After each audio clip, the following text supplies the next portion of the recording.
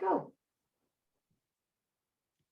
Hello, everyone, and welcome to Essential Practices for Disciplinary Literacy in Secondary Classroom.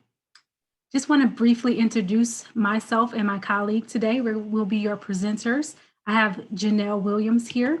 She is a literacy consultant at Oakland Schools, which is an intermediate school district that provides support for 28 school districts in Oakland County. She's also the co-chair of the Michigan Disciplinary Literacy Task Force. And my name is Cherron Ramsey. I work as a math consultant at Wayne RESA, which is a regional education service agency that provides a broad range of services and support to Wayne County's 33 school districts and over 100 PSAs. So again, we just wanted to introduce ourselves, and we definitely look forward to having a great and wonderful session with you. So our goal for today is to sit and talk about disciplinary literacy. How would you describe the current state of literacy instruction at your school? Just take a moment to reflect. We know that the past year has been anything but ordinary, but we're going to ask you to think about how things currently stand regarding literacy instruction at your school. Think of every classroom and every teacher. What might we see and hear in terms of literacy instruction if we were to move through these learning environments? I'll give you a moment to reflect.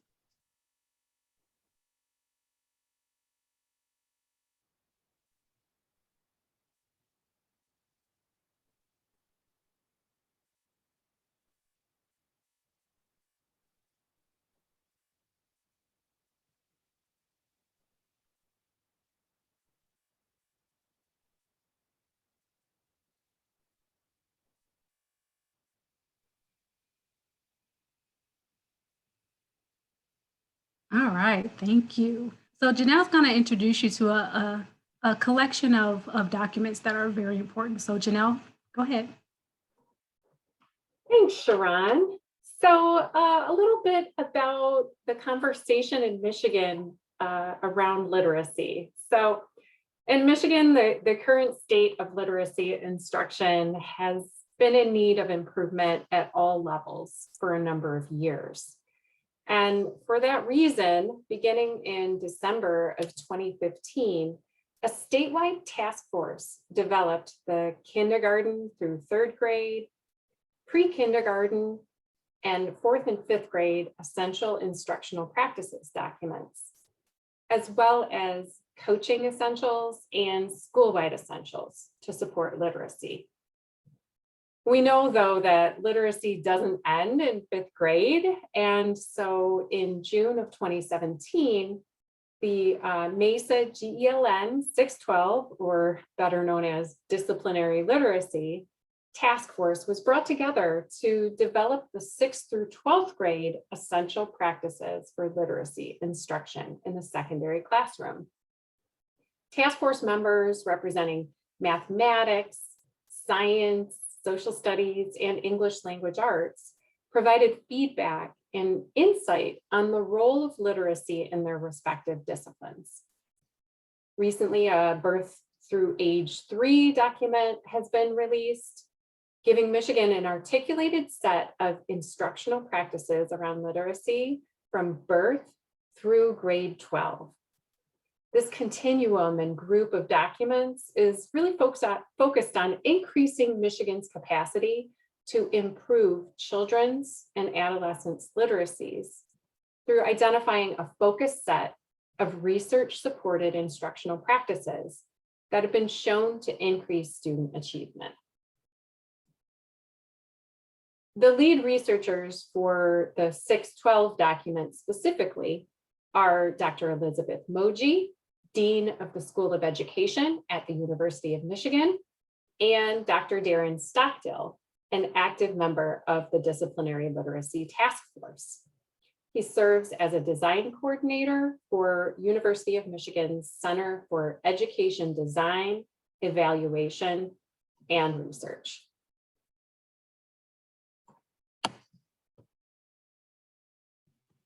Well, you might be thinking at this point, what do we mean when we say disciplinary literacy? So we're going to start with this one definition. Disciplinary literacy is the intentional apprenticeship of students into the specialized ways of reading, writing, thinking, and communicating associated with both academic disciplines and their related professions. Please take 30 seconds to stop and jot any ideas that stand out to you from the session.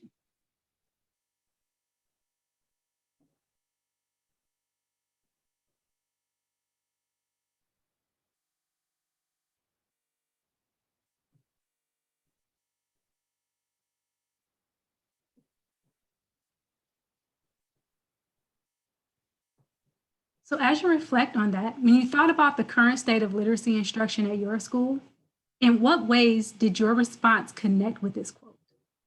In what ways did it not connect? Take a moment to reflect about those questions as well.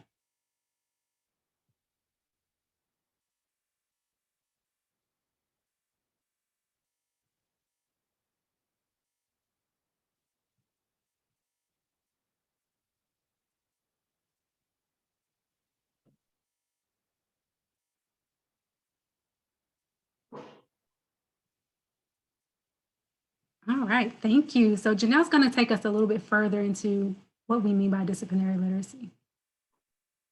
Absolutely. Thanks, Cherron. So we often think and talk a lot about the literacy demands that our students might experience as they leave high school.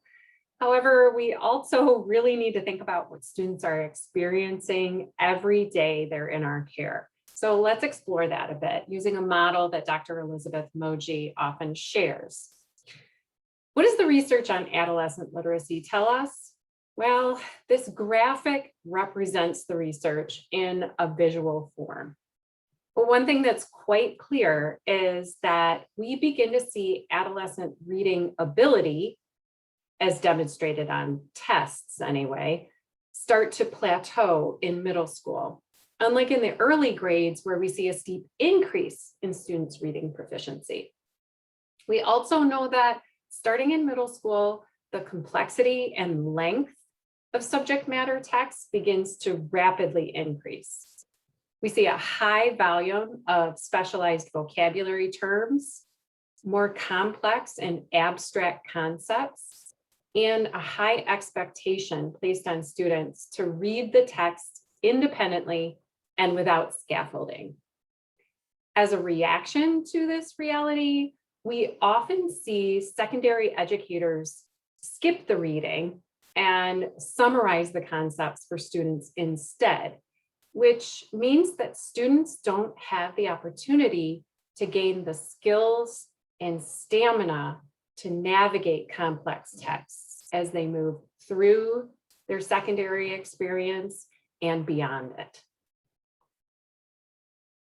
So if that alone isn't enough for us to kind of think about why we should attend to disciplinary literacy, another thing that's true during this period in students' lives is that their interests begin to specialize.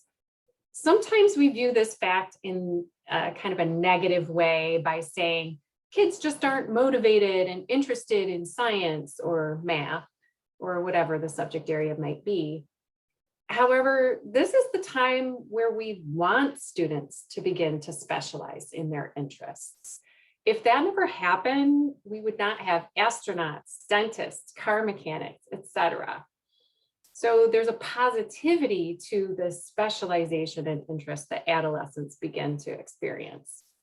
However, this specialized interest does cause an issue if students are expected to interact with material whether or not they are interested in it. So this reality leaves us with that gap from the gap model in the previous slide that teachers must address if we are to improve teaching and learning.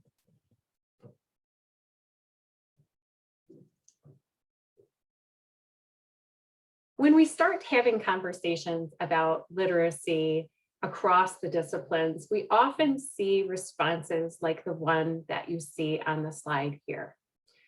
And what we see from Becky Stewart, high school physics teacher, is I'm not a reading teacher. My degree is in science and I want to teach science. I really don't want a job where I'm responsible for teaching kids how to read and write.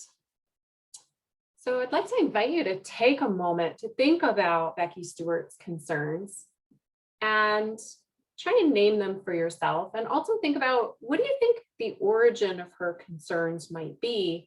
And is she wrong? Take a moment to reflect.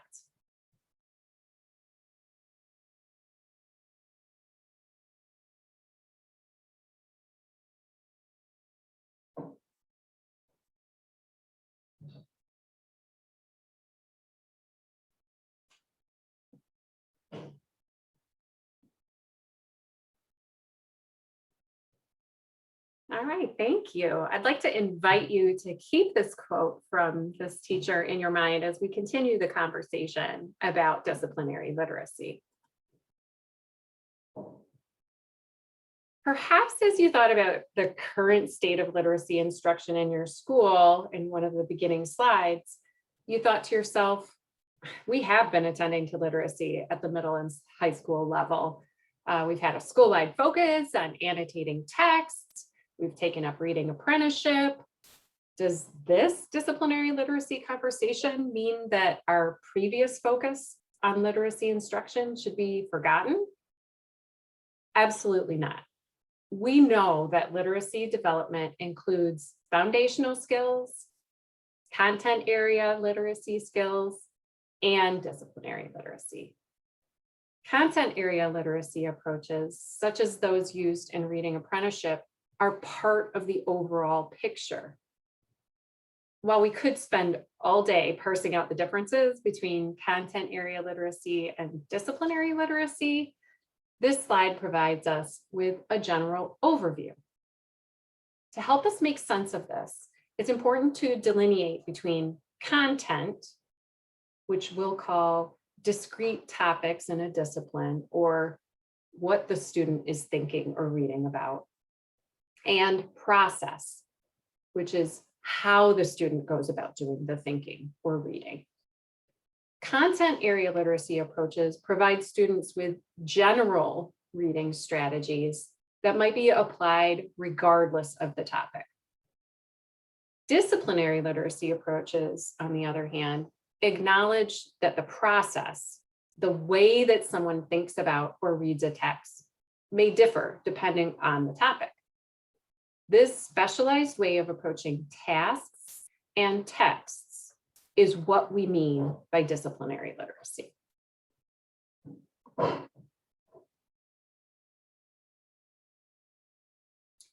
To paint a more detailed picture of what we mean by disciplinary literacy practices, what you see on the screen is a chart from Reliant to help us think about some of the distinct literacy practices within the disciplines of science, history, mathematics, and English language arts. I'm going to go ahead and open up this chart for you in another window here, so it's a little clearer. And I would encourage you as well to use the QR code to open it for yourself. We'll invite you to take a few moments to look this over and reflect on whether your current state of literacy instruction included in explicit instruction in these ways of knowing, thinking, and communicating. We'll take a good couple of minutes for you to do this.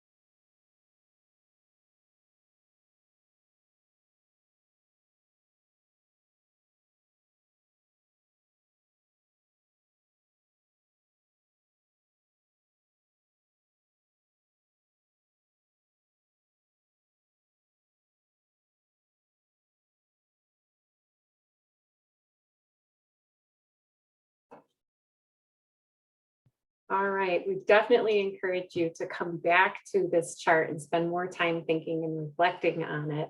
But our time here is quite short, so we'll go ahead and continue our conversation.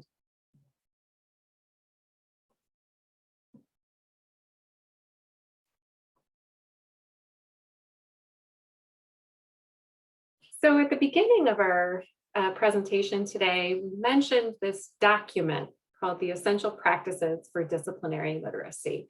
And within this document, there are 10 research-based practices contained within the document. And they're laid out to name the things teachers need to be able to do for and with their students in order to design worthwhile disciplinary literacy experiences.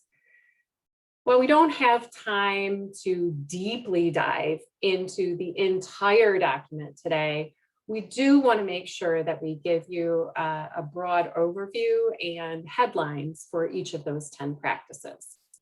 And as we move through talking through the 10 practices in very brief form, I'd encourage you to think about and imagine what each of those currently looks like and what they might look like within your classroom. First, it's really important to be clear that when people access the full document, they're often tempted to skip right past the introduction material and go right to their disciplinary section. And we really encourage people to resist that temptation because the introduction section includes a powerful purpose statement as well as the 10 general discipline agnostic essential practices. So in light, again, of our time today, we won't have you read the entire purpose statement, but we've instead captured the key ideas here. So a few things, what this document and what these essential practices are not. Really important to understand, and then we'll contrast that with what they are and what they do. First, we're not talking about these 10 practices happening to every child every single day. We know that secondary is a unique animal and the schedule often looks very different. So what we say instead is that these 10 instructional practices should happen with every child through every unit of instruction. So by the end of a unit of instruction, students will have experienced all 10 of those practices at least once. The second thing these practices are not is a checklist. Instead, we view it as a resource for guiding professional learning and reflection. Third, we're very clear that this document should not be used as an evaluation tool. However, it should be a tool to help teachers clarify and name and have a common conversation around instructional practices. Fourth, these practices are not in competition with the learning of content, mathematics, science, social studies, ELA content. What they are instead is a chance to grow disciplinary literacy through content learning. So they're meant to support one another. And fifth, these practices are not connected to any particular curriculum. So they are flexible, authentic, resource agnostic. Does not matter if you are using a textbook or not using a textbook, everyone can pick up these instructional practices. And again, as we clarified before, these are not naming content area literacy practices. They are discipline specific practices. So just a few things to keep in mind as we start talking and digging into ideas from this document a little more deeply. And with that in mind, I'm going to hand it back over to Cherron to talk a little bit about practice one. Thank you, Jenelle. Thank you also for clarifying what this document is and what it is not. It's very important that we understand those ideas. Practice one is definitely the foundation of this work. Practice one is focused around problem-based instruction. So what I'm going to ask you all to do is just take a moment to read this brief introduction of practice one.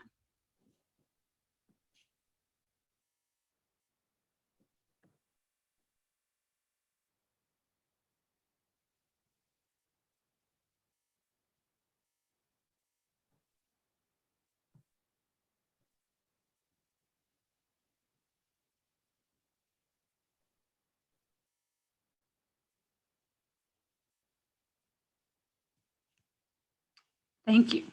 Now, whether we think of this as starting with a phenomenon in science, an essential question in ELA, or a cognitively rich task in mathematics, we know that this is essential to begin with a question or a problem worth solving. Because of this, we say practice one is the foundation.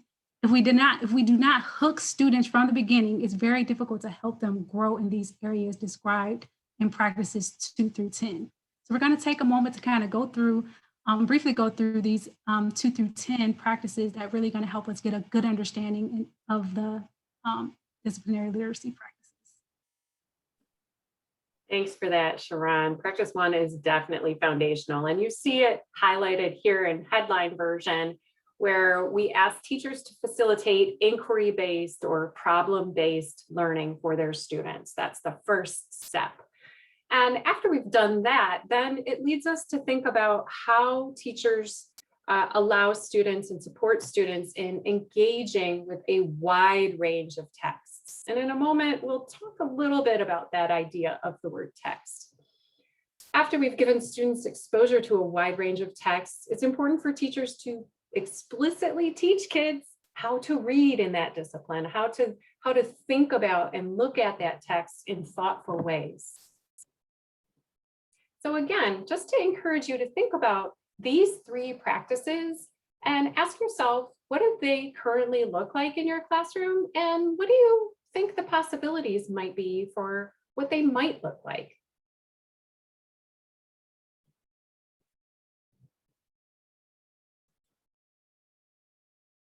What you see on the screen here is an excerpt from the glossary section of the Disciplinary Literacy Practices document.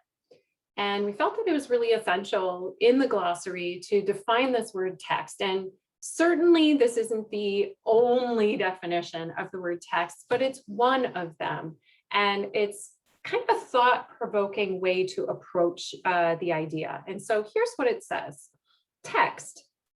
In literary theory, a text is any object that can be, quote unquote, read, whether this object is a work of literature, a street sign, an arrangement of buildings on a city block, or styles of clothing. In this document, text refers to any kind of encoded information that students are asked to analyze, use, or produce. As stated, students should have opportunities to work with a wide range of texts.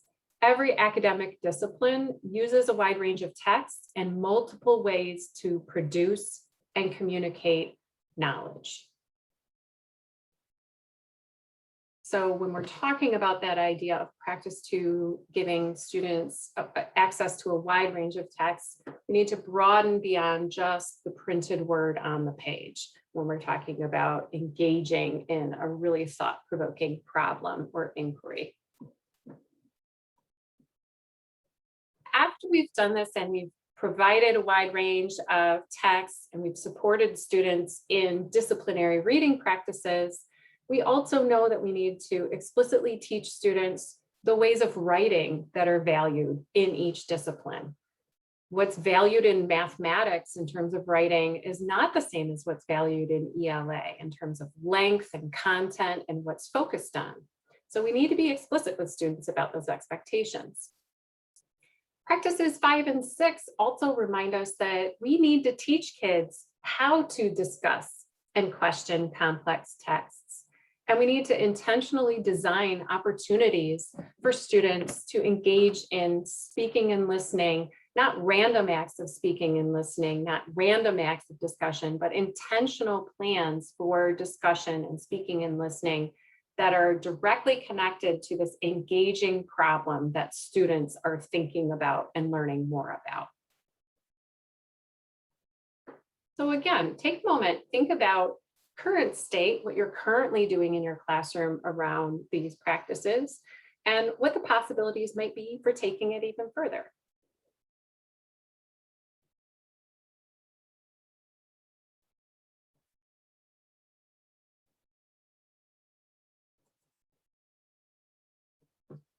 Okay, so if we've intentionally provided these opportunities for students to engage in reading and writing and speaking and listening around this authentic problem or inquiry, we also know that we have to be intentional about building vocabulary and conceptual knowledge for students, and really being intentional in providing multiple opportunities for students to engage with those targeted words and also use them in a variety of contexts.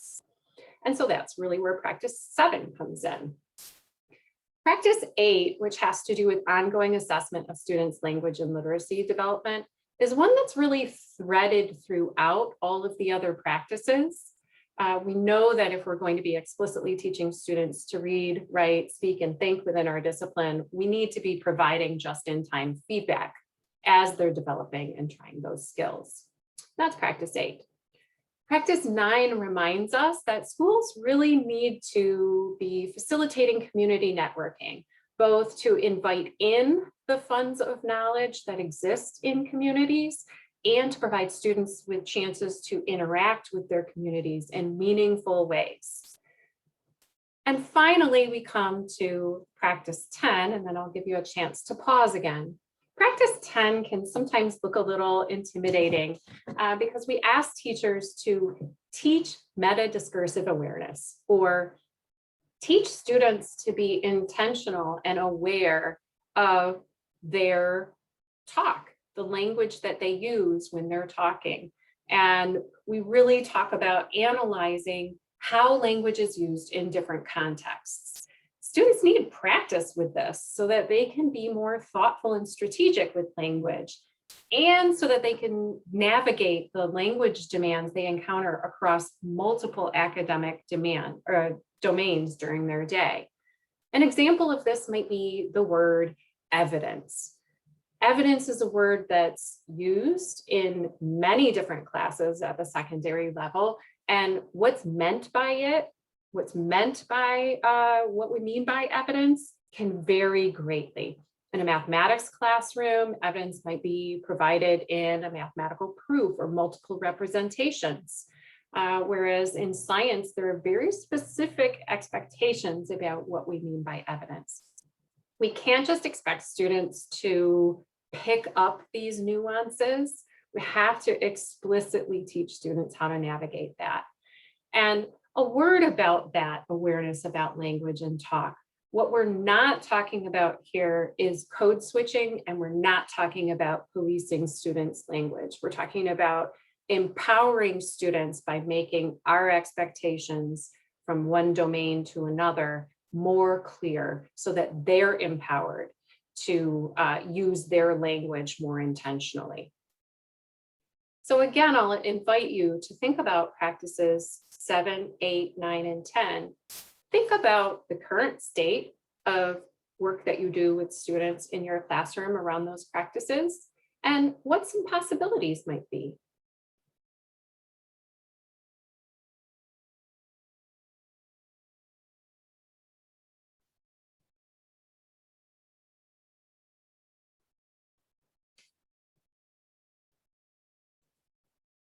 Next, I'm going to hand it over to Cherron to talk a little bit about not just classroom-based reflection in terms of using this document, but how this document might also support school-wide conversations.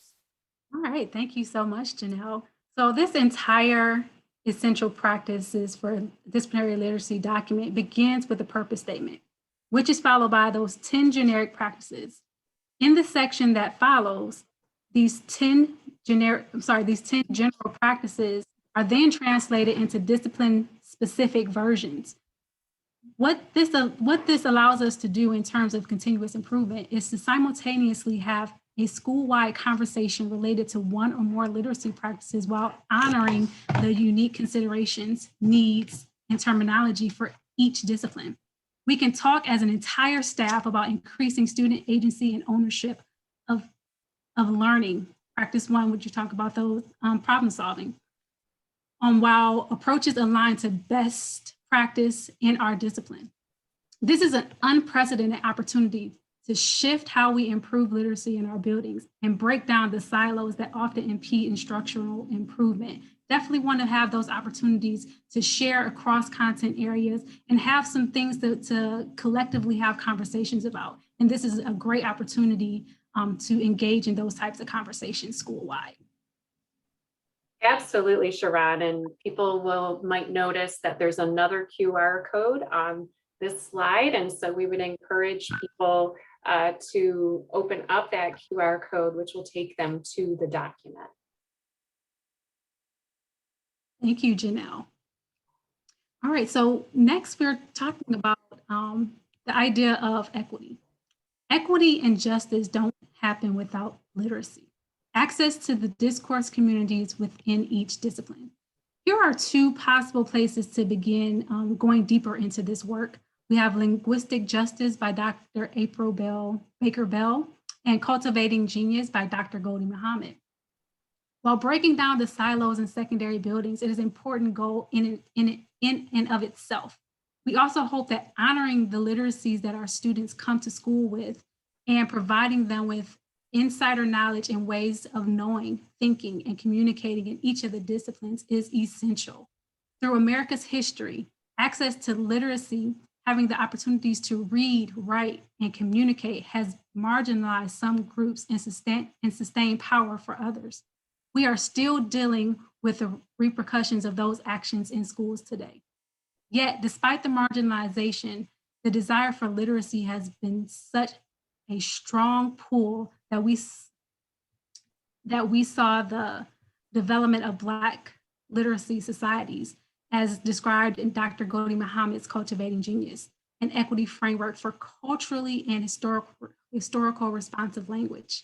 These groups, as well as others, understood that equity and justice in our society won't happen without access to literacy and without educators doing their own work around equity. Dr. Moji reminds us that students with access to the insider knowledge of discourse communities present an opportunity to disrupt the norms and exclusionary practices of those communities.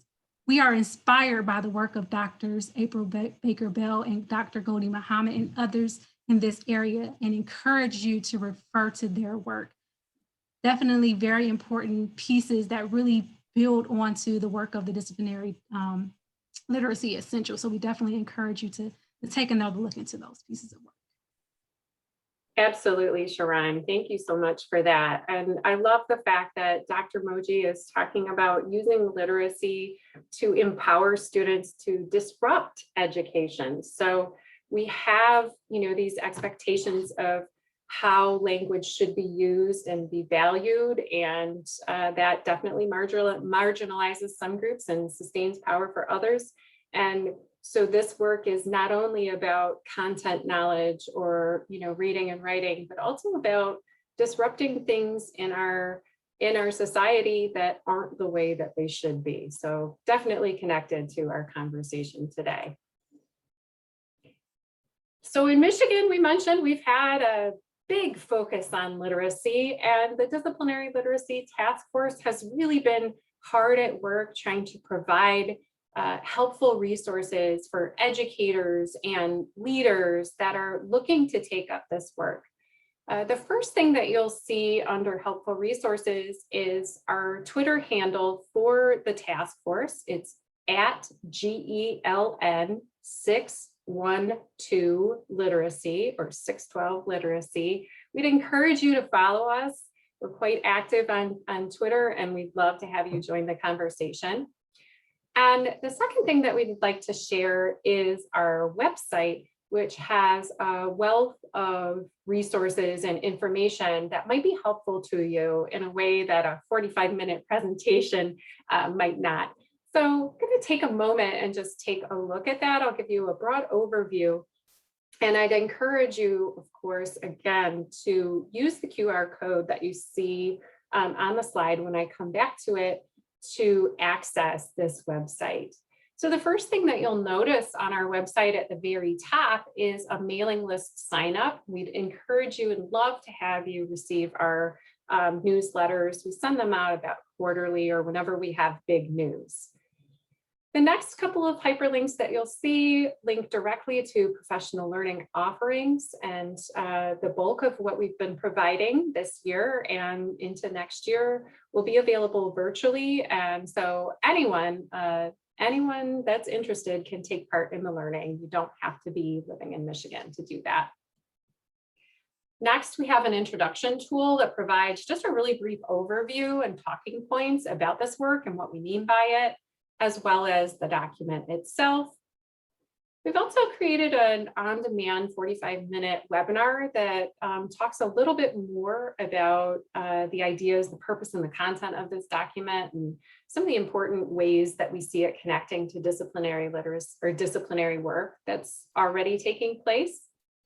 We also have a blog where we have guest writers focus on a variety of topics related to disciplinary literacy.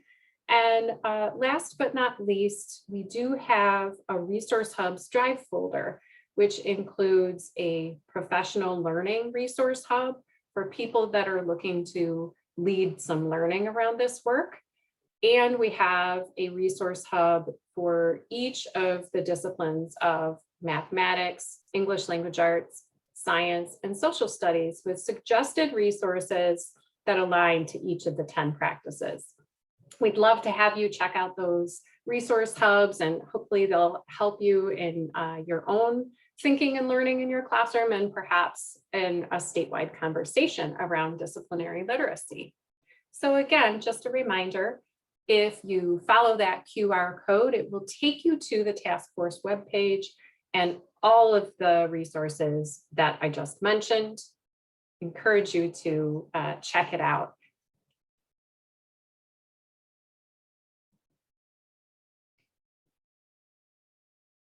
As we're starting to round things out today, we explored the following ideas. Thinking about the current state of literacy instruction at your school, getting familiar with Michigan's statewide approach to addressing literacy instruction, considering why teachers of all disciplines should attend to disciplinary literacy,